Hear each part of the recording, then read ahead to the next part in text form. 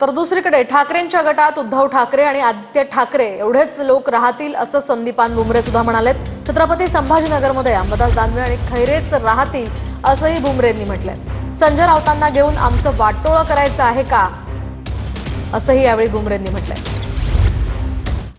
मी सांगतो उबाटा गटात वर महाराष्ट्र लेवलला दोघं राहतील, कोण? आदित्य ठाकरे आणि उद्धव साहेब, आणि संभाजीनगरला खैरे आणि दानवे हे इतकेच राहणार आहे। किती कोणी राहत नाही काय? संजय राऊत पण तुमच्याकडे येतात का?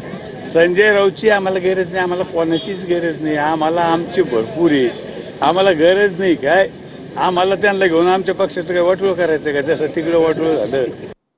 दरम्यान पौर्णिमेच्या दिवशी शिंदेंना भेटलेल्यांनी काळजी घ्यावी असं आदित्य ठाकरे म्हणाले होते। यावर पौर्णिमेला वाईट समजता का असा पलटवार संदीपान भुमरेंनी केलाय। काम करणाऱ्याला प्रत्येक दिवस हा चांगलाच असतो असंही संदीपान भुमरेंनी म्हटलंय।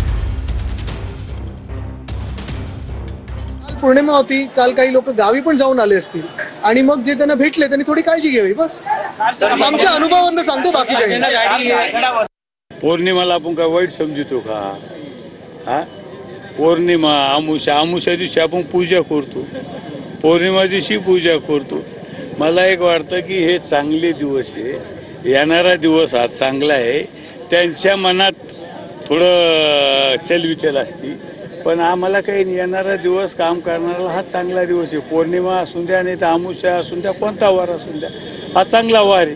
कोणता वार वाईट आहे मला सांगा।